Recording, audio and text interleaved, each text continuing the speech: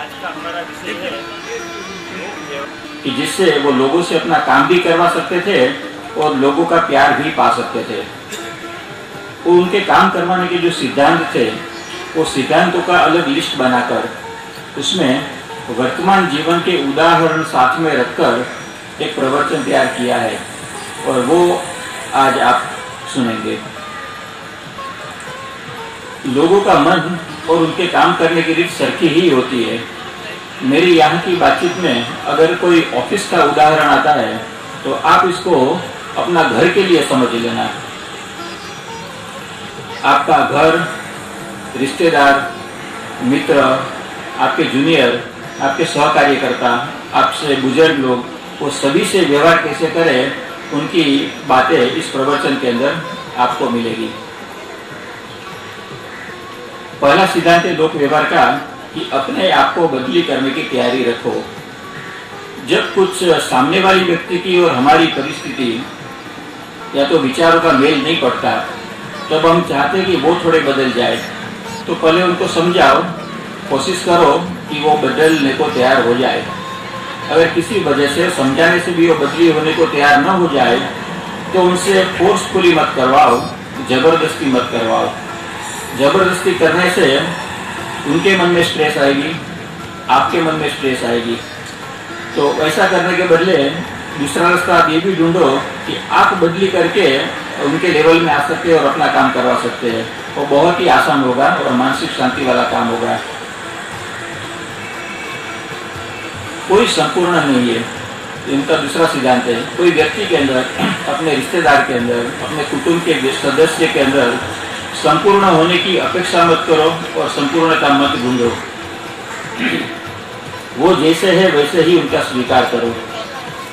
अगर मैं ऐसा सोचूं कि मेरी पत्नी दिखने में बहुत ही सुंदर हो, कलर में बहुत फेयर हो, वो गाना भी बहुत अच्छा गाती हो, उसके बाल भी बहुत लंबे हो, उसका स्वभाव भी बहुत अच्छा हो, और आसपास में जितने भी महिलाओं को जानता हूँ वो सभी महिलाओं की अच्छी अच्छी बातें अगर मैं अपनी पत्नी के अंदर ढूंढने की कोशिश करूँगा तो क्या होगा?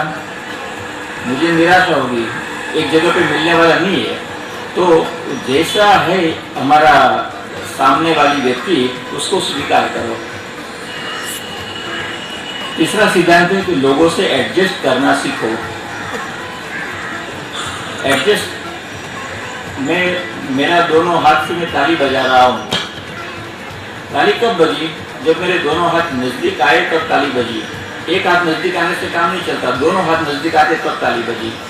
एडजस्ट करने से जो काम होता है वो बड़ा सरलता से होता है, वरना स्ट्रेस देने से या फोर्सफुली जब हम काम करवाने जाते हैं तो कैसा परिणाम होता है उसके बारे में आपको बताऊं। ये मेरे हाथ से मैंने टेबल के ऊपर मारा तो टेबल को लगा होगा, सिर्फ एक ही तरफा हुआ, मेरे हाथ को भी लगा है। मैं जितना जोर से टेबल पे मारूंगा उतने जोर से मेरे हाथ को भी लगना है। इसी लोगों से अपना काम फोर्सफुली करवाने के लिए, जबरदस्ती करवाने के लिए पहले तो स्ट्रेस अपने अंदर डालनी पड़ती है, फिर वो स्ट्रेस बाहर निकलती है। आप जब स्ट्रेस उनके ऊपर बाहर निकालेंगे, उनका तो जो होगा वो होगा, उनका नुकसान होगा कि नहीं पता नहीं, पर जब आपने अपने मगज में स्ट्रेस डाल दी, आपका नुकसान तो पक्का हो गया। वो स्ट्रेस ही वजह है जिसकी वजह से blood pressure, diabetes, heart attack, बाकी सब रोग होते हैं। तो व्यवहार के अंदर सरलता से काम हो और स्ट्रेस का निर्माण न हो, वैसी हमेशा कोशिश करो। लोगों का स्वभाव होता है कि सहकार्यकर्ता या तो अपने जूनियर किसी वजह से वो उनके अनुकूल नहीं होते तो उनको अपमान करते हैं, उनको बहुत ही परेशान करते हैं और उनका जीना असह्य बना देते हैं। ऐसा मत करो। आप उनको समझाने की कोशिश करो और किसी वजह से लगे कि आप दोनों का मेल जमने वाला नहीं है तो उनसे अलग हो जाओ, कोई दूसरे व्यक्ति को उनकी जगह पे रख दो। पर हमेशा परेशान करते रहना और खुद भी परेशान होना वो सही तरीका नहीं है। सामने वाली व्यक्ति से काम करवाने का एक ही उत्तम रास्ता है कि उनके मन में ऐसी इच्छा का निर्माण करो कि वो अपना 100% कैपेसिटी, शक्ति आपके काम के लिए लगा दे। उनको मन में ऐसी इच्छा करने के लिए उनकी क्या जरूरत है वो पूरी करो। आप उनके साथ व्यवहार में बहुत ही अच्छे व्यक्ति बने रहो तो आप ये कर पाएंगे। किसी से भी व्यवहार करना है तो बड़े आनंद से और बड़े रिलैक्स होकर करो। आपने देखा है कभी कोई बाहरगाम जाने की तैयारी करते हैं, पति पत्नी में बहुत ही प्यार है, वो अपनी पत्नी को बाहरगाम ले जाना चाह रहा है, घुमाना चाह रहा है, पर जब बाहरगाम जाने का स्ट्रेस उसको इतना होता है, सामान को संभालना और अपना घर के मेंबर को संभालना और बाहर क्या होगा अनिश्चितता, ऐसी हालत में अचानक पति गुस्सा करना शुरू कर देता है पत्नी के ऊपर और पत्नी गुस्सा करना शुरू कर देती है पति के ऊपर। दोनों का ध्येय क्या है? आनंद के लिए बाहर जाना। और शुरुआत कैसे होती है? तो ऐसा क्यों होता है कि कुछ लोगों के मन में स्ट्रेस बहुत ही जल्दी आ जाती है। तो आप अपना व्यवहार इस तरह करो कि सामने वाले व्यक्ति से काम करते समय बड़े आनंदपूर्ण और बड़े रिलैक्स होकर काम करो ताकि स्ट्रेस आपके व्यवहार में न नजर आए। कृष्ण भगवान, राम भगवान वो युद्ध भी करते थे तो युद्ध भी हंसते हंसते करते थे। उनके चेहरे पे तनाव की रेखा आपको नहीं मिलेगी जब युद्ध करना उनका चालू था। तब हमारे पास कई प्रकार के काम रहते हैं और हमारे पास कई प्रकार के लोग रहते हैं। तो कोई भी काम किसी भी व्यक्ति को देने के बदले पहले ढूंढ डालो कि ये जो काम है वो किसको पसंद है, तो जिसको वो काम पसंद है वो काम उनको सौंपो, तो वो भी आनंद से करेगा, उनको काम का बोझा नहीं लगेगा और आपके लिए भी सरल हो जाएगा। अगला सिद्धांत है कि अपने सहकार्यकर्ता की जो पसंदगी करनी है तो ऐसे लोगों को पसंद करो जो 60%, 70% लाने की कैपेसिटी रखते हो। यह देखा गया है कि जो व्यक्ति 60% लाता है उसको अगर ट्रेनिंग सही ढंग से दी जाए तो उसको 100% तक पहुंचाना आसान है। और जो व्यक्ति बड़ी मुश्किल से 35% लाता है उसके लिए कितनी भी मेहनत करो पर वो 50% तक पहुंचना उसको मुश्किल होता है। तो ऐसी व्यक्ति आपके आसपास रखो कि जिसकी कैपेसिटी 60%, 70% लाने की हो और उसमें इन्वेस्ट करो, उसमें मेहनत करो। किसी भी व्यक्ति से लंबा काम करते समय उनका विश्वास जब करना हो तो पहले उनकी परीक्षा कर लो। राम भगवान सुग्रीव को जाके मिले। सुग्रीव को एक काम करना था कि अपने भाई वाली को मार के अपना खुद का राज्य जो वाली ने हजम कर लिया था वो वापस लेना था, इसलिए वो राम की मदद करना चाहता था।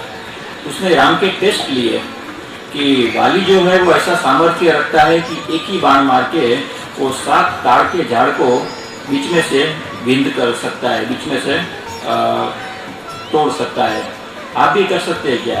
तो राम भगवान ने एक ही तीर चला के 7 झाड़ों को काट डाला। इस तरह उसकी अलग अलग परीक्षाएं ली। जब वो परीक्षा में राम उत्तीर्ण हुए तब उन्होंने राम से दोस्ती का प्रस्ताव किया और दोनों ने हमेशा दोस्ती करने का, एक दूसरे को मदद करने का दोस्ती किया। अब सुग्रीव के राम के काम करने के तरीके और हमारे काम करने के तरीके में फर्क क्या है? उन्होंने एक बार टेस्ट कर लिया जो करना था पर बाद में हमें इसके लिए विश्वास कर दिया। हम लोग क्या करते हैं? टेस्ट करते हैं, फिर वापस थोड़े समय के बाद में टेस्ट करते हैं, फिर 1-2 साल के बाद में टेस्ट करते हैं। तो ऐसे बार बार टेस्ट करने से सामने वाली व्यक्ति को पता चल जाता है कि हम उन पर विश्वास नहीं करते हैं। और वो व्यक्ति जिस पर हम विश्वास नहीं करते हैं वो अपनी 100% शक्ति हमारे लिए लगाना नहीं चाहती है। उसको मन नहीं करेगा कि उसकी 100% शक्ति वो हमारे लिए लगाओ। तो पहले जो टेस्ट करना है वो कर लो और बाद में पूरा विश्वास करो। अगला सिद्धांत है अपनी सफलता का श्रेय आसपास वाली व्यक्ति को दे दो। हमारे शास्त्रों में एक उदाहरण है। राम भगवान जब समुद्र पार करके लंका में पहुंचे तो उन्होंने सभी बंदरों को जमा किया और उनको कहा कि आपकी वजह से और आपके सहयोग से ही हम यहाँ तक आ पहुंचे हैं। अब सोचो बंदरों की छाती कितनी खुल गई होगी जब राम भगवान ने उनकी इतनी तारीफ की। कृष्ण भगवान ने जब इंद्र ने बहुत बारिश की उससे बचने के लिए गोवर्धन पर्वत अपनी उंगली पे उठा लिया था, उस समय काफ़ी सारे गोपाल भी उसकी मदद करने के लिए लकड़ी लगा के गोवर्धन पर्वत के नीचे खड़े थे। जब बारिश बंद हुई तो कृष्ण भगवान ने सभी गोपालों को कहा कि आप सब लोग का साथ था, सहयोग था, इसीलिए हम सब मिलकर गोवर्धन पर्वत को उठा सके। तो गोपालों को कितना अपना महत्व लगा होगा और उसकी आस्था कृष्ण भगवान के लिए हमेशा जिंदा रहेगी। इसी प्रकार ये हमारे काम में किस तरह है, अगर कोई सास, अगर कोई पिताजी अपने बहू को या तो अपने बेटे को वो काम करने का श्रेय उनको दे दे तो उनको उत्साह बहुत बढ़ जाएगा और वो हमेशा उनके लिए काम करने को तत्पर रहेगा। आनंद और सुख का बंटवारा करते रहना चाहिए। एक कंपनी का ओनर है, सेठ है, वो जो भी कमाता है वो सब अगर अपने घर में लेके जाएगा और स्टाफ को कुछ बांटेगा नहीं, जितना कम से कम देना जरूरी है उतना ही देगा, तो स्टाफ उनके विपत्ति के समय उसके पास में खड़ा रहेगा? नहीं खड़ा रहेगा। पर अगर सेठ जो कमाता है उसमें अपने स्टाफ को और भी कुछ हिस्सा दे, बांटे, और स्टाफ को भी पता चल जाएगी कंपनी जितना आगे बढ़ेगी हम भी उतना ही आगे बढ़ेंगे और हमारी हर तकलीफ में सेठ हमारे बाजू में खड़ा है, संभाल लेता है हमको, तो ऐसी हालत में स्टाफ उनको पूरा सहयोग देगा, पूरा संभाल लेगा। तो जो विश्व लक्ष्मी जी ने आपको आनंद दिया है, अच्छी सुख दिया है, वो आप अकेले मत भुगतो, अपने आजू बाजू वाले लोगों के साथ बांटते रहो। कुछ व्यक्ति ऐसे होते हैं कि खाली पैसे को पहचानते हैं और व्यक्ति के संबंध को नहीं पहचानते हैं। अगर आपके आसपास ऐसी कोई व्यक्ति है कि जो पैसे से ही मतलब रखती है तो उनसे संपर्क छोड़ दो, क्योंकि वो परीक्षा के टाइम पे और तकलीफ के टाइम पे वो आपके साथ खड़े नहीं रहेंगे। आप जो लोगों से काम करवाना चाहते हैं उनके मन में वो कार्य के लिए रस पैदा करो। वो कार्य कितना महत्व का है, वो उनकी जिंदगी में किस तरह उपयोगी है, वो सीखना उनके लिए कितना फायदेमंद होगा, वो उसको समझाओ। आपको एक उदाहरण देता हूँ। आपको चॉकलेट बहुत पसंद है और आपको आइसक्रीम भी बहुत पसंद है। आपने चॉकलेट और आइसक्रीम बाजार से लेके अपने फ्रिज में रखी है ताकि शाम को डिनर के बाद में उसको खा सके। अब शाम को डिनर के बाद में इसको फॉलो करने की या तो याद कराने की जरूरत पड़ती है कि भाई साहब आपने चॉकलेट रखी है, आइसक्रीम रखा है, खा लो नहीं। ऐसा 2-4 बार किसको बोलना पड़ता है? किसी को भी एक भी बार बोलना नहीं पड़ता है। हमको बराबर समय पर याद आ जाता है और हम आइसक्रीम और चॉकलेट खाते हैं जो हमें पसंद है। तो जो लोगों को काम पसंद नहीं है, वो जिसमें रस नहीं है काम करने के लिए, वो काम अगर उनसे करवाना चाहेंगे तो आपको दिक्कत होगी। पर वो काम में उनका रस निर्माण करो, फिर उनसे काम करवाना बहुत आसान हो जाएगा। एक आपको उदाहरण देता हूँ। एक घोड़ा, उसको उसका मालिक पानी पिलाने के लिए तालाब के किनारे लेके जाना चाह रहा है, पर घोड़े को प्यास नहीं लगी। वो समझ गया कि मुझे पानी पिलाने के लिए लेके जा रहे हैं, तो घोड़ा ने वहां से हिलने के लिए इनकार कर दिया। अब मालिक ने उसको खींचना शुरू कर दिया और उसके बेटे ने घोड़े को धक्का मारना शुरू कर दिया और कैसे भी करके वो तालाब के किनारे तक पहुंचा दिया। तो तालाब के किनारे तक पहुंचने के बाद में भी घोड़े को पानी नहीं पिलाना था, तो उसको उसने गला पानी में नहीं डाला, मुंह पानी में नहीं डाला।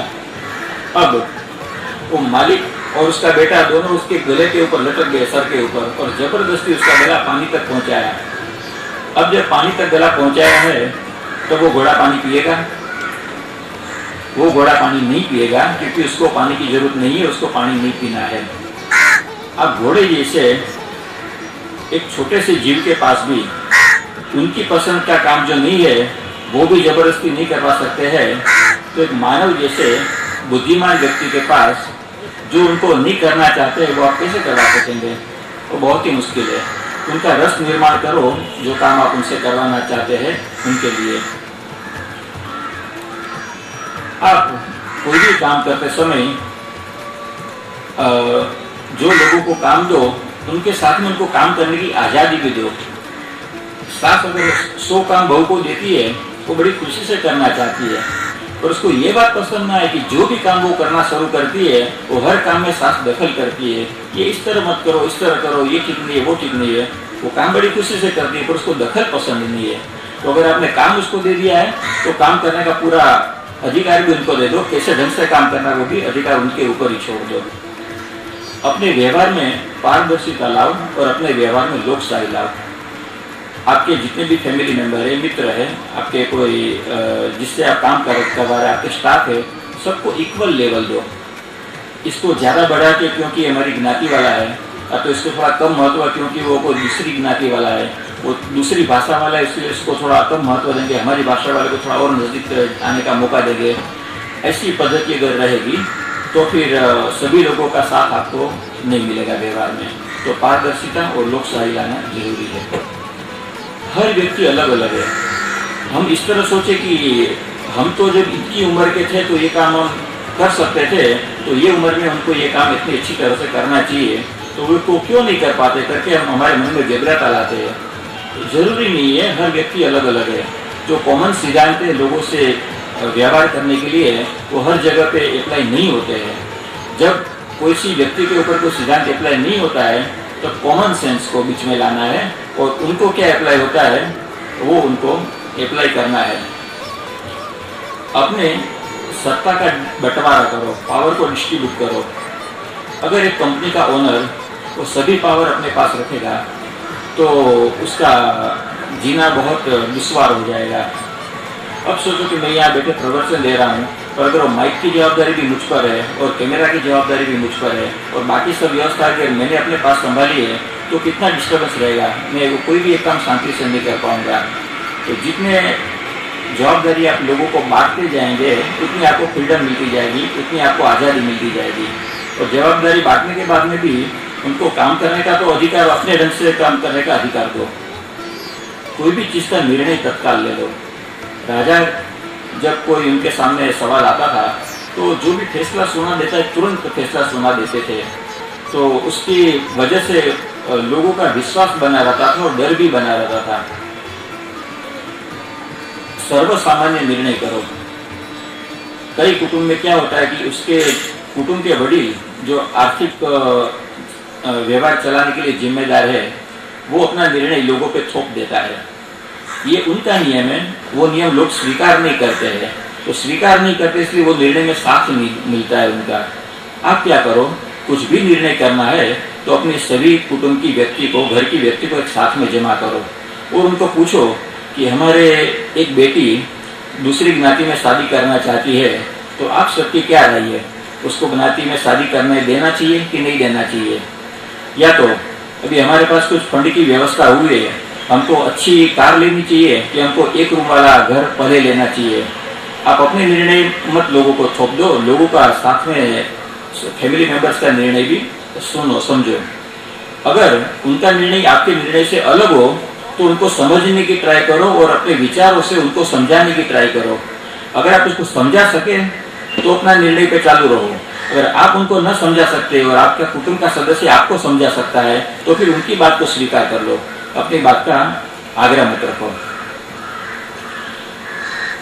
जिसके साथ अपने विचारों का मेल करना है उसके साथ में रहो, उसके साथ में बात करो, उसके साथ में खाना खाओ, उसके साथ में पूजा या ध्यान करो।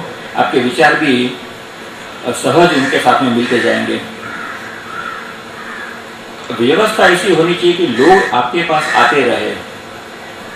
अगर अपना मंथली खर्चा लेने के लिए बेटे को और बेटी को हर महीने 10 तारीख आपके पास आना होगा तो फिर वो आपकी बात भी सुनेगी। तो व्यवस्था ऐसी करो कि लोगों को आपके पास आना पड़े। एक फर्जियात सेवा। हम लोग बचपन में बहुत तकलीफ उठाई थी। अभी हम चाहते हैं कि भगवान ने, लक्ष्मी जी ने हम पर कृपा की है तो हमारे बच्चों को बहुत तकलीफ न पड़े। हम बच्चों को ज़्यादा सुख देना चाहते हैं तो हम घर में अधिक नौकर चाकर रखते हैं, घर में अधिक सुख सुविधा के साधन रखते हैं और हम चाहते हैं कि हमारे बच्चों को कुछ भी काम करना न पड़े। तो ऐसा मत करो। बच्चों के लिए घर में फर्ज या कंपलसरी सेवा रखो। उससे क्या होगा, अगर आप हमेशा बच्चे के लिए ही करते रहेंगे, उनके तरफ से कुछ भी सेवा या तो उनकी मदद लेंगे नहीं, तो बच्चों के मन में ऐसा बैठ जाएगा कि मेरे माँ बाप का जन्म मेरी सेवा करने के लिए हुआ है। वो तो उनका काम है, वो करते हैं, पर उसके मन में ये कभी नहीं आएगा कि मुझे भी उनके लिए कुछ करना है। अगर बचपन से आपने उनमें काम करने की आदत डाली होगी तो आदत बड़े होने के बाद में भी जिंदा रहेगी और वो भी आपके काम में मदद रूप होंगे। रविवार के दिन या तो कम से कम हफ्ते में एक बार शाम को 2 घंटा ऐसा निकालो जो घर के सब नौकर चाकर को छुट्टी दे दो और अपने फैमिली मेंबर्स को बोलो कि घर का साफ सफाई का अपना अपना सब काम खुद को हाथ से करना है, 2 घंटे तक करना है। तो जो लड़की ने घर में साफ सफाई की होगी तो दूसरे दिन अगर उसका भाई घर में गंदगी करता है तो तुरंत वो रोकेगी, देख मैंने बड़ी तकलीफ से साफ किया है, तो इस तरह यहाँ कचरा मत कर। और जो लड़के ने व्यवस्था से चीज ठीक ठाक जगह पे रखी होगी और अगर उसकी बहन कोई चीज गलत जगह पे रख देती है और तुरंत बोलेगा देख मुझे जगह पे रखनी पड़ती है, तो उसको बराबर ठीक ठाक कर। तो फर्ज या सेवा लेने का सिस्टम रखो। लोगों से जब आप सर्वानुमति लेके काम करेंगे तो लोगों की तरफ से सुझाव आएंगे। जब लोगों की तरफ से सुझाव आता है तो वो काम को अमल करने की जवाबदारी भी उन पर डाल दो। उन पर जवाबदारी डालने से सुझाव आने थोड़े कम हो जाएंगे, या तो बहुत ही प्रैक्टिकल सुझाव होंगे वही आपके पास आएंगे और आपका काम का बंटवारा भी होता रहेगा। अपनी आर्थिक आजादी हमेशा अपने पास रखो। बड़ी उम्र में भी आप आर्थिक तरीके से आजाद होने चाहिए, तभी आप स्वमान से आनंद से जी पाएंगे, लोगों से अच्छा व्यवहार कर पाएंगे। अगर किसी नबड़ी क्षण में, कमजोर मोमेंट में आपने अपनी आर्थिक आजादी अपने बच्चों के हाथ में दे दी तो हो सकता है भविष्य में आपको सहन करना पड़े। कोई भी काम के लिए पर्याय को हाजिर रखो। एक माँ एक बच्चे को बोलती है कि बेटा ये काम कर डाल, और बेटा बोला नहीं नहीं मैं तो खेलने जाता हूँ। फिर तुरंत माँ अपने दूसरे बच्चों को बुलाती है और बोलती है तू तो मेरा प्यारा बेटा है ना, देख जरा वहां से ये कर वो लेके आ जा। तो बच्चा खुशी खुशी से करके आता है और फिर माँ उसको दुलारती है। माँ को बराबर मालूम है कि बच्चे से कैसे काम करवाया जाता है। तो देखिए मेरा प्यारा बच्चा है, तो भी पहले बच्चे को तुरंत लगेगा कि नहीं इतने छोटे से काम के लिए मैंने माँ को ना कहा, ठीक नहीं किया और ज्यादा महत्व उनको मिल गया दूसरे भाई को, मुझे भी उनको साथ देना चाहिए था। अगला सिद्धांत है कि लायक व्यक्तियों को पूरा प्रोत्साहन दो। अमेरिका में ऐसी सिस्टम है कि एक लड़का ने अपना भारतीय साउथ इंडियन लड़का था, उसने 9वीं के बाद में 13वीं की एग्जाम देना चाहिए तो उसको अलाउ किया। 13वीं में वो यूनिवर्सिटी में फर्स्ट आया। इस तरह एक साल में 2 एग्जाम देते वो 15 साल की उम्र में डॉक्टर बन गया और दुनिया का सबसे छोटी उम्र का डॉक्टर वो बना। इसी तरह जो सामर्थ्य रखते हैं उनको ज्यादा से ज्यादा करने का मौका दो। जबकि कई लोगों में इस तरह की सिस्टम पाई जाती है, हमारे देश में भी हमने देखा है कि एक क्लास चल रहा है, उसमें 60 विद्यार्थी बैठे हैं और एक लड़का पहली बेंच के ऊपर बैठा है। सर जो भी सवाल करते हैं उनका हाथ हमेशा ऊपर रहता है, सर मैं बताओ सर मैं बताओ। तो उसके सर उसको नाराज कर देते हैं, चुप बैठ, मालूम है मुझे तेरे को सब आता है, तेरे को सब हर बात में हाथ उठाने की जरूरत नहीं है, जब मैं पूछूंगा तभी तो बोलना है।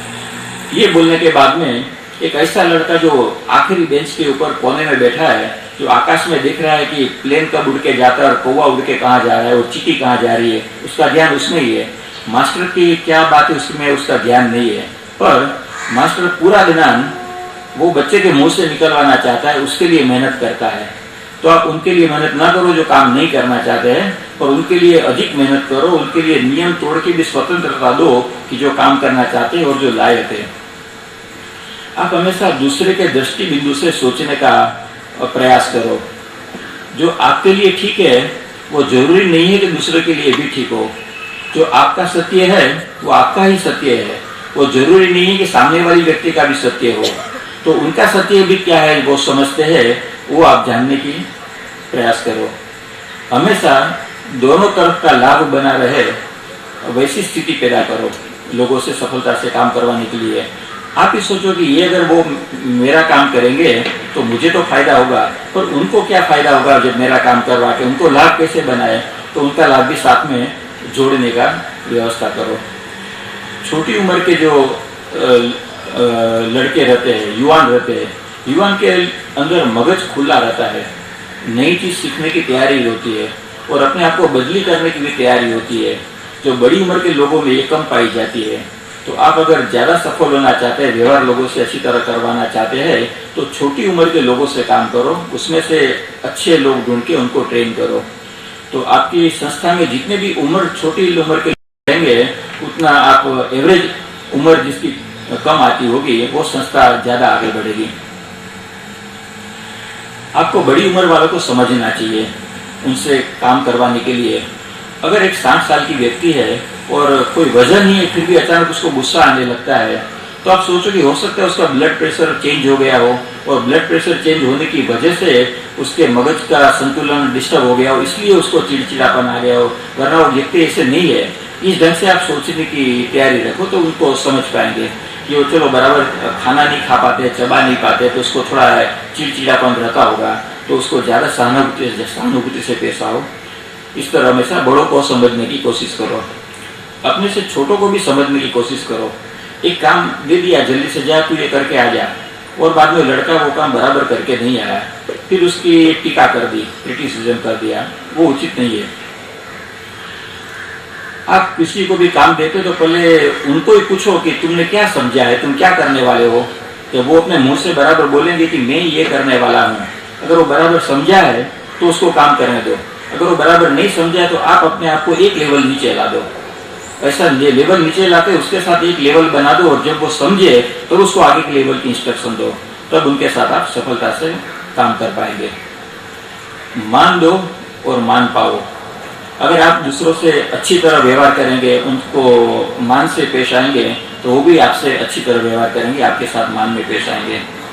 कुटुंब के साथ, अपने ग्रुप के साथ एकता में रहो। पांडव एक थे, जीत सके। कौरव में बंटवारा था तो हार गए। राम लक्ष्मण उनका पूरा जो ग्रुप था वो एक था तो जीत सके, और विभीषण और रावण वो दोनों में बंटवारा था तो वो लोग न जीत सके। अपने काम में बहुत ही सरल रहो। अगर आपका स्वभाव ऐसा होगा कि अपना कहना कुछ और चाहते हैं पर किसी और बात से कहने की शुरुआत करते हैं, तो सामने वाला आदमी हमेशा सस्पिशन में रहेगा कि वो करवाना क्या चाहते हैं। उसने आज हमेशा तो इतनी अच्छी तरह बात नहीं करता है, आज अच्छी तरह से बात करने की शुरुआत की है मेरे से, और उसके मन में क्या है वो सोचता रहेगा। तो ऐसा लोगों को मौका न देके आप सरलता से जो करना चाहते हैं वो कर दो। एक एग्जांपल आपको देता हूँ। गांधी जी ने अंग्रेजों को 1942 में आंख में आंख डाल के हाथ दिखा के बोल दिया कि क्विट इंडिया, भारत छोड़ो। 2 शब्द के अंदर, कोई भी आडंबर के अंदर वो जो मानते थे, वो जो चाहते थे, उन्होंने कहा। तो महापुरुषों को देखो, हर बातों में सरलता होगी, आडंबर कम होगा। आप भी जितने सरल होगे उतना आपका लोगों से व्यवहार अच्छा होगा और लोग आपके नजदीक आना चाहेंगे, लोग आपका काम करना चाहेंगे। अगला सिद्धांत है, जो आपके पास है वही आप दे सकते हैं। एक ये बोतल है पानी की, उसमें पानी भरा है, इसको मैं खाली करूंगा, क्या बाहर निकलेगा? पानी निकलेगा। अगर ये बोतल के अंदर पेट्रोल भरा होता, उसको मैं खाली करता तो क्या बाहर निकलता? पेट्रोल बाहर निकलता। तो जो आपके मन में है, जो आपके अंदर है, वही बाहर निकल सकता है। अगर आपके मन में अशांति है, आपके मन में गुस्सा है, आपके मन में तनाव है, बाहर क्या निकलेगा? वही बाहर निकलेगा। तो अगर वही बाहर निकलता रहा तो आपका लोगों से व्यवहार अच्छी तरह नहीं होगा। आपको क्या करना है? पहले अपने आप के मन को शांत करना है, अपने तनाव को दूर करना है, अपने आप को आनंद और प्रेम से भरपूर बनाना है। फिर जब आप लोगों से व्यवहार करेंगे तब आपके मन से आनंद बाहर निकलेगा और अच्छा व्यवहार बाहर निकलेगा। अगला सिद्धांत है कि हमेशा लोगों को माँ बनाओ, नर्स मत बनाओ। ये आपको उदाहरण समझाने के लिए कहता हूँ। पूरी दुनिया के अंदर हर साल ताजा पैदा हुआ बच्चा नर्स अपने हाथ से उठा के एक जगह से दूसरी जगह लेके जाती है। उस दरमियान नर्स के हाथों से बच्चा गिर पड़ता है और बच्चे को हमेशा के लिए कोई न कोई खोड़ आ जाती है। ऐसे इंसिडेंट ऐसे बनाओ पूरी दुनिया में हर साल में 35,000 से ज्यादा बनते हैं। यह नर्स की ट्रीटमेंट है। पर आज तक इतने सारों सालों में एक भी बार ऐसा नहीं हुआ कि छोटा बच्चा, ताजा पैदा हुआ बच्चा, माँ अपने हाथ से उठा के दूसरी जगह पे ले जाती है और माँ के हाथ से बच्चा गिर गया और वो बच्चे को कुछ डैमेज हुआ। ऐसे एक भी बार नहीं हुआ। तो ये फर्क है नर्स की ट्रीटमेंट में और माँ की ट्रीटमेंट में। जो माँ के व्यवहार है वो दुनिया का सबसे अच्छा व्यवहार है। माँ अपने बच्चों के साथ जो कर सकती है दुनिया में उतना अच्छा किसी और के साथ नहीं कर सकेगी। तो आपको लोगों को माँ की दर्जा देना चाहिए। एक एग्जांपल आपको देता हूँ।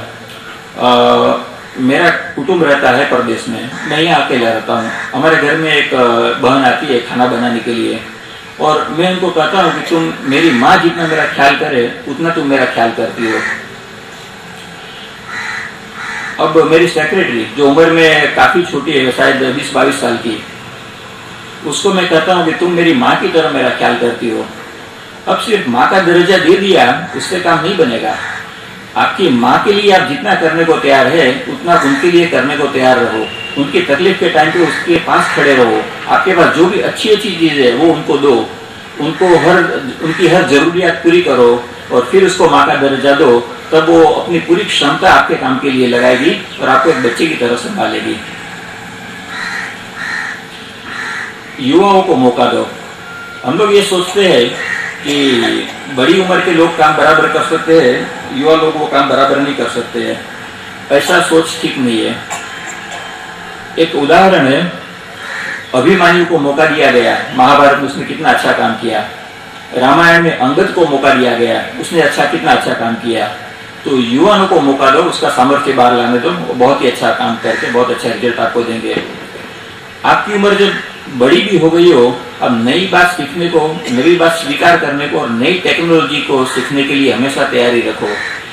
आपका बच्चा आपके पास आता है कि मम्मी ये वीडियो गेम बहुत अच्छी, तू भी खेल ले। बोला नहीं, कंप्यूटर को मेरा काम नहीं है, और तुम खेलो, तुम करो।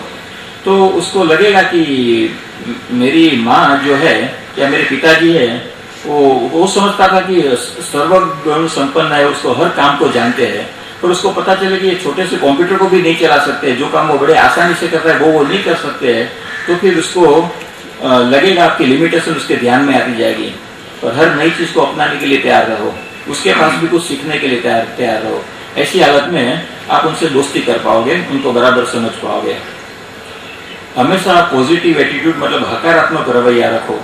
अगर आपके आसपास की कोई व्यक्ति नकारात्मकता से भरी हो, तो अगर आपका रवैया हकारात्मकता रहा तो वो व्यक्ति के अंदर ही बदलाव आ जाएगा और वो खुद भी आपके लिए हकारात्मक बन जाएगी, चाहे दुनिया के लिए नकारात्मक हो। पर सामने वाली व्यक्ति अगर हकारात्मक भी रहे पर आपका रवैया अगर नकारात्मक रहा तो हकारात्मक व्यक्ति भी आपके लिए नकारात्मक बन जाएगी, क्योंकि उनको वाइब्रेशन से, आपके व्यवहार से, आपके एक्सप्रेशन से पता चल जाएगा कि आप उनके लिए क्या सोचते हैं। अब जो व्यक्ति के बारे में आपको पता ही न चला है कि वो कैसी है कि क्या है, उनके लिए भी आप हकारात्मक रहो, तो आपके साथ तो वो अच्छी ही रहेगी। एक लोगों से व्यवहार करने का काम शांत संदेश देने का। वो शांत संदेश क्या है? एक बच्चा तूफान करता है और उसकी माँ उससे बात करना बंद कर देती है। अभी बच्चे से सहन नहीं होता है, वो अचानक माँ के पास जाता है, माँ तुम मुझसे बात क्यों नहीं करती? माँ मैं कल लो चीज तोड़ दिया इसलिए तुम मुझसे बात नहीं कर रही है, मैंने छोटे भाई को मारा इसलिए तुम मुझसे बात नहीं करती है। वो आखिरी एक हफ्ते का पूरा एनालिसिस कर देता है, अपने हर व्यवहार को चेक कर लेता है, तो हर संभावना को देख लेता है कि माँ किस वजह से नाराज हुई है। तो ये सब कब होता है? माँ एक भी शब्द बोले बगैर खाली चुप रहती है, तो इतना पावरफुल इफेक्ट होता है। तो कई बार शांत रख के बहुत बड़ा संदेश दे पाते हैं। द्रौपदी, उसका अपमान किया था दुर्योधन ने और दुशासन ने।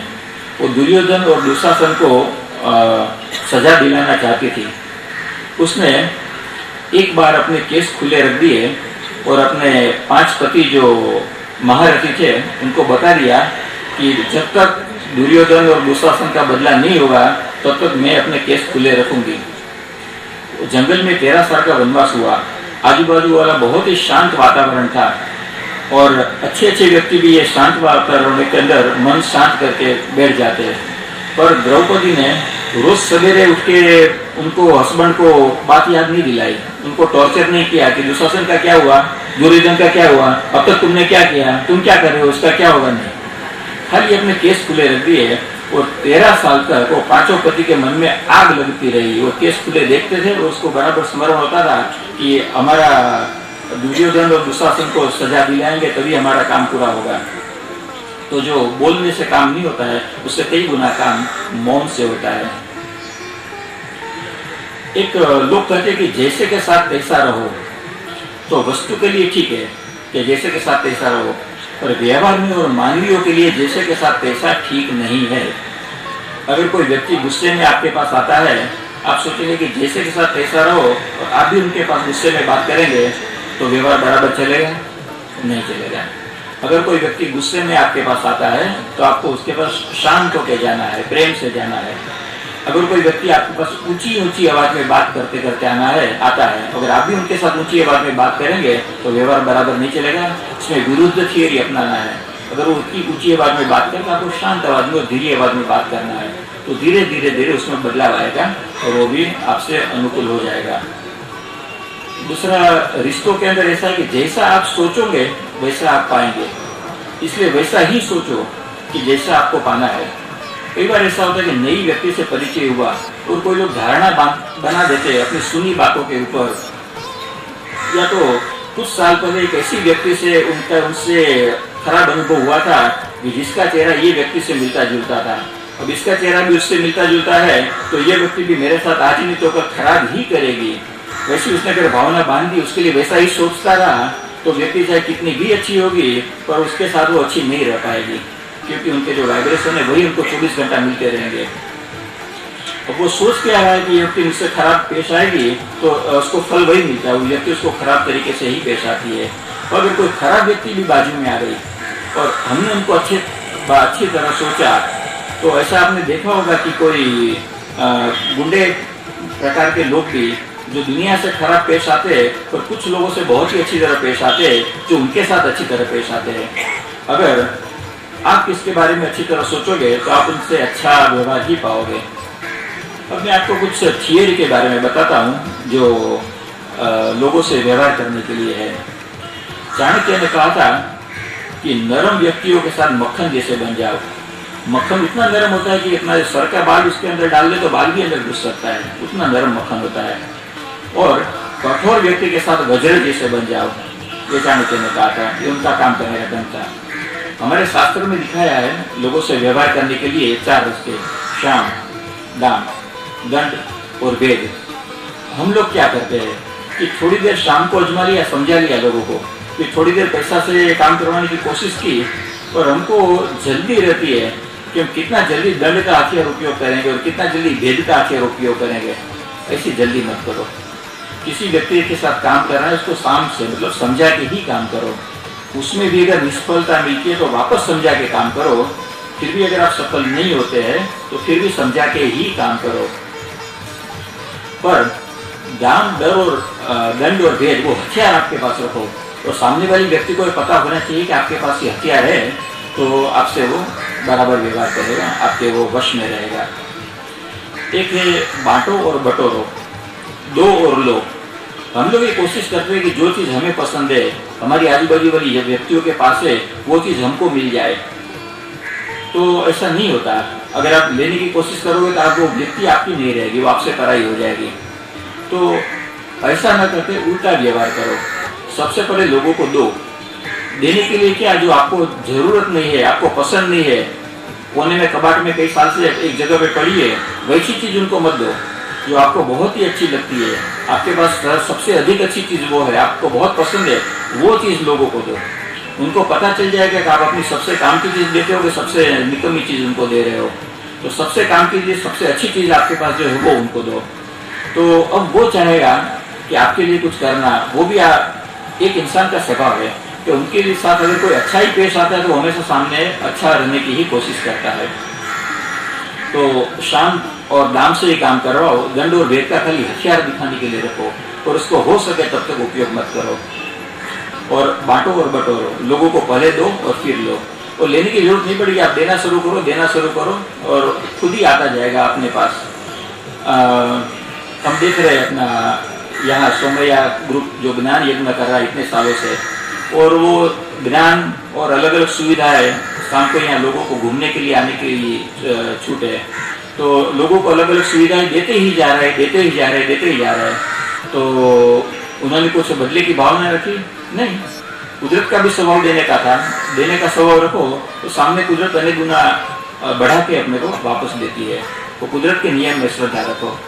केरी का झाड़ हर साल हमको कितनी केरी देता है, उसमें कभी कमी आती है? फूल एक बार मुरझा गया तो दूसरा फूल आएगा, कभी कमी आती है? नेचर बढ़ा बढ़ा के देता है। अगर हम दूसरों के लिए कहते रहे समर्पित रहे तो हमेशा पहले दो, लेना स्वतः खुद ही खुद हो जाएगा। और एक थियरी, संतुलन थियरी। एक तराजू है, तराजू में एक पल्ले में मैंने 100 ग्राम का लोहे का वजन रखा है और दूसरे ग्राम में मैंने 99 ग्राम का वजन रखा है। क्या होगा? कौन सा पल्ला नीचे झुका रहेगा? 100 ग्राम का पल्ला नीचे झुक जाएगा। अब जो 99 ग्राम का पल्ला है उसके अंदर मैं अपना पूरा आत्मविश्वास डाल दूंगा, मेरा पूरा प्रेम डालूंगा, मेरी पूरी श्रद्धा डाल दूंगा, और तो दोनों पल्ला सरका होगा क्या? कौन सा पल्ला नीचे रहेगा? इतना डालने के बाद में, इतना डालने के बाद में भी 100 ग्राम वाला पल्ला है वही नीचे रहेगा। ये प्रेम, श्रद्धा, ये जो भावनात्मक चीजें है वो मटेरियल का काम नहीं कर सकती है। हम इंसान ये गलती हमेशा करते हैं, जहाँ मटेरियल की जरूरत है वहाँ हम भावनाओं से काम कराने की कोशिश करते हैं। मैं मेरी सेक्रेटरी को ऐसा कहूँ कि तू मेरी बेटी जैसी है, मैं उसको हमेशा बोलता हूँ कि तू मेरी बेटी जैसी है, पर मैं अपनी बेटी के लिए जितना करता हूँ वैसा कुछ उनके लिए करूँ नहीं। पर उनको, सेक्रेटरी को मैं कम से कम पगार देके मैनेज करने की ट्राई करूँ तो क्या वो मेरी बेटी जैसी बन के रह सकती है? वो नहीं रह सकती है। उसको अपनी खुद की जरूरत है, उसको अपने खुद के खर्चे है। तो जो उसको मार्केट में अवेलेबल है उससे भी ज़्यादा जब आप दोगे तब उसकी जरूरत पूरी पड़ेगी तो वो आपकी जरूरत भी पूरी करेगी। तो मटेरियल से जो काम होता है उसको भावनाओं से पूरा करने की कभी कोशिश मत करो। मटेरियल को अपनी जगह पर रहने दो, भावनाओं को अपनी जगह पर रहने दो। ये लोगों से काम करने का एक सिद्धांत है। अब हमेशा देखा गया है कि पति और पत्नी में विचारों में कुछ साल के बाद में फर्क आना शुरू हो जाता है। पत्नी की सबसे बड़ी फरियाद होती है कि मेरे पति को मैं कैसे बस में करूं। तो आज मैं आपको एक रास्ता बता देता हूँ मास्टर की। मैं दावे से कहता हूँ कि चाबी कभी भी फेल नहीं जाएगी। आपका पति हमेशा आपके बस में रहेगा। आप जैसा कहते हैं वैसा ही करेगा। आप ये जानना चाहते हैं? ये तरीका ये है कि आप अपने पति की माँ बन जाओ, उसको अपना बेटा बना दो। ये शारीरिक रूप से बात नहीं कर रहा हूँ, पर मानसिक रूप से। एक माँ अपने पास जो सबसे अच्छी से अच्छी चीज रहती है वो अपने बेटे को देती है। एक माँ अपने बेटे की सुख का, सुविधा का, आनंद का, उसकी पसंद का, उसकी नापसंद का सबसे ज्यादा ख्याल करती है, उसको पूरी समर्पित रहती है। आप भी अपने बेटे के लिए जितना कर सकती है उतना अपने पति के लिए करना शुरू कर दो। आपका पति अपना बेटे की तरह बन जाएगा। उसके बाद में जो आप कहेगी वही वो करेगा, उससे ज्यादा कुछ भी आगे पीछे नहीं करेगा। ये वो रहस्य है मास्टर की है कि आप अपने पति को जैसा चाहे वैसा व्यवहार उनसे करवा सकती है। अब पतियों को शिकायत रहती है कि पत्नी से कैसे निभाए, या तो पत्नी को बस में कैसे करे, तो अपना काम कैसे कर पाए। उसकी आपको मास्टर की बताता हूँ। उसके बेटे बन जाओ। उसकी ज्यादा से ज्यादा सुविधा जो माँ बेटे को दे सकती है वो पत्नी अपने पति को नहीं दे सकती है। उसको अपनी माँ बना दो। उसको अपनी माँ बना दोगे, व्यवहार की बात नहीं करता हूँ, पर मानसिक मान की दृष्टि से अब माँ का जितना ख्याल करते थे बचपन में, माँ को पीड़ा न पहुंचे, माँ को जरा भी तकलीफ हो तो उनके तकलीफ को दूर करने के लिए आप तैयार रहते थे। आपके पास जो भी हो माँ मांगे तो दे देते थे। वो सब भावना आप पत्नी के लिए रखो, और पत्नी के लिए जब आप इसी वो लेवल की भावना रखेंगे तब आपकी पत्नी सहज ही आपकी होकर रहेगी और पूरी तरह बस में रहेगी। अभी एक सवाल है कि कोई जटिल पर्सनालिटी हो, जटिल व्यक्तित्व की व्यक्ति, उसको कैसे सॉल्व करे। और एक लड़की ने मुझे पूछा कि जब मेरे से बड़ी उम्र की व्यक्ति हो तो उसको मैं अपना बेटा कैसे बना सकती हूँ। आपको एक उदाहरण देता हूँ। एक घर में 60 साल का ससुर है, उसको डायबिटीज की तकलीफ है। डॉक्टर ने मीठा खाने के लिए मना किया है, और फिर भी उसका मन बहुत करता है। वो फ्रिज के पास जाके दवा निकालता है और मिठाई खाने की शुरुआत करता है। उसकी पत्नी जो सास भी कभी बहू की देख रही है, उसका पूरा ध्यान वो सीरियल देखने में ही है, और वो देखती कि पति फ्रिज में से मिठाई खा रहा है, आँख पर्दे के सामने है, तो उसको बोले कि देखो आपके लिए मिठाई खाना अच्छा नहीं, आप ना खाओ, और आप दवाई भी तो नहीं लेते हो, तो उसका ध्यान कहाँ है? टीवी के ऊपर है। वो पति उसकी बात सुनता है, और अनसुनी करके वो मिठाई खाता है। अचानक एक घर में नई बहू जो 20 साल की है, वो घर में शादी करके आई है, वो अपने ससुर के पास पहुंच जाती है, उसके पास से डब्बा ले लेती है मिठाई का और उसको डांटना शुरू कर देती है। पिताजी क्या समझते हैं अपने आप को? आप जानते हैं हमको कितनी तकलीफ होती है आपकी जब तबीयत बिगड़ती है, तो आपको क्या अधिकार है करने का? नहीं, ये मिठाई नहीं खाने का, आज के बाद में कभी भी मिठाई नहीं खाना, मैं आपको ना बोल देती हूँ। तो लो ये गोली खा लो, ये पानी के गिलास से गोली पी लो, अभी क्या होगा? इस तरह अगर बहू बात करेगी तो ससुर को अच्छा लगेगा कि ससुर को बुरा लगेगा? ससुर को अच्छा लगेगा, क्योंकि उसकी माँ जो उसने 10 साल पहले गवा दी है, वो उसकी माँ उसको वापस मिलेगी। उसको पता है कि मेरी पत्नी सास भी कभी बहुत ही सीरियल में ध्यान रखती है, पर मेरी दवा में लूँ कि न लूँ और कि मैं मिठाई खाऊँ कि न खाऊँ उससे ज़्यादा मतलब नहीं रहती है। पर घर में एक व्यक्ति तो है कि जो मेरी माँ मेरी को जितनी तकलीफ होती थी, मेरी पीड़ा से उसको इतनी तकलीफ हो रही है, वो मुझे मेरी माँ को मुझे जिंदा रखना है, तो वो उसको हर तरह से ख्याल करेगा। तो बहू की ससुर की माँ बन सकती है, उसका मैंने आपको एक उदाहरण दिया है। अब बच्चों के साथ कैसे व्यवहार करें? मैंने देखा है कुछ कुटुंब में कि पिताजी हाथ में बियर का गिलास लेके बैठे हैं और उसका बेटा बाहर से आता है, बोले यू सी डियर, तुम जो सिगरेट आजकल पीते हो अच्छी बात नहीं है, तुमको सिगरेट छोड़ देनी चाहिए, और खुद बियर पीना चालू रखता है। वो बेटा उस टाइम उसको नहीं कहेगा, पर मन में सोचेगा कि तुम बियर छोड़ सकते हो क्या? बोले तुम बियर छोड़ के दिखाओ, फिर मैं सिगरेट छोड़ूंगा। तो मन में अपने से इस तरह करता है। तो जब भी बच्चों के साथ व्यवहार करना है या अपने जूनियरों के साथ व्यवहार करना है, तो कृष्ण बन के मत रहो। कृष्ण भगवान क्या करते थे कि वो जो उनको उचित लगे, प्रस्तुत लगे, वो करते थे, पर उनको जो कहना था वो जो हमारे भले में था वो कहते थे। पर राम भगवान में फर्क था। राम भगवान जो करते थे वही करते थे, वो जो खुद करते थे वही लोगों को कहते थे। तो बच्चों को कंट्रोल करने के लिए आप उनसे राम की तरह पेश आओ तो बच्चा आपके कहने में रहेगा। अगर आप कृष्ण की तरह से पेश आओगे तो बच्चा आपको कहने से नहीं रहेगा। आपके वाणी में और आपके व्यवहार में फर्क नहीं होना चाहिए, तब बच्चा आपको कंट्रोल में रहेगा। आप हर तरह से बच्चों की बातों में दखल मत दो, हर बातों के लिए उसको इजाजत लेनी पड़े वैसा मत करो। अगर आप 10 काम रहेंगे, वो भी आपकी तो संतान है, आपका ही मगज दिमाग उसमें उतरा है, उसका सोचने का ढंग भी आप जैसा है, आपके कुटुंब से ही है, तो उसकी सोच भी कुछ ना कुछ तो आप जैसी होगी। हो सकता है कि 4 काम वो वही करने जा रहा हो जो आप भी चाहते हैं, आप भी वैसा ही करते हैं 10 काम में से। हो सकता है बाकी 3 काम ऐसे है कि जो वो थोड़े अलग ढंग से करता है, और उसमें उसका भी तो कोई नुकसान नहीं है, आपका भी कोई नुकसान नहीं है, वो भी उसको करने दो। 4 काम और 3 काम 7 काम हो गए। अब 1-2 काम आप उनको समझाने की कोशिश करोगे तो समझ जाएगा, और 1 काम ऐसा रहेगा कि वो अपने हिसाब से करना चाहता है, तो उसको करने दो। ये पृथ्वी के ऊपर उसका जन्म क्यों हुआ है? अनुभव लेने के लिए जन्म हुआ है। वो उसको अपने अनुभव लेने दो, आपके अनुभव उसको काम में नहीं आएंगे, वो खुद का अनुभव उसको काम में आएगा, उसको भी अनुभव करने दो। सिवा कि कोई मर्डर करने के लिए जा रहा हो, रेप करने के लिए जा रहा हो, तो उसको सख्ती से रोको तो बात अलग है। पर अगर कोई पिक्चर में जा रहा हो या तो कोई पार्टी में जा रहा हो, तो हर बात के लिए उसको रोक टोक मत करो। तो आप उनका ख्याल करोगे, उनको समझोगे, तो बच्चे भी आपको समझेंगे। ये उनसे व्यवहार करने का तरीका है। और अब बड़ी उम्र के लोगों के साथ कैसे व्यवहार करें? बुजुर्गों के साथ एक प्रॉब्लम होता है कि बड़े लोग कहना मानते नहीं, उसको कैसे समझाए? उसका रास्ता है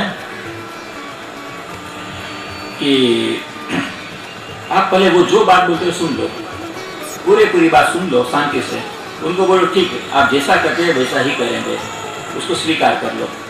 उसके बाद में उनको एक आध सजेशन दो कि पापा आप जो चाहते हैं वैसा, पर इसमें तो उसके बदले ऐसा करें तो कैसा है? बोले ठीक है, इसके बदले ऐसा कर सकते हो। फिर वापस दूसरा सजेशन कि इसमें जो करेंगे तो इसमें तो ये नुकसान है, अगर आप ऐसा ना करते हो और ऐसा करें तो कैसा है? परमिशन उनकी मांगो। तो बोले हाँ ये बात भी तो बराबर है, वैसा कर सकते हो।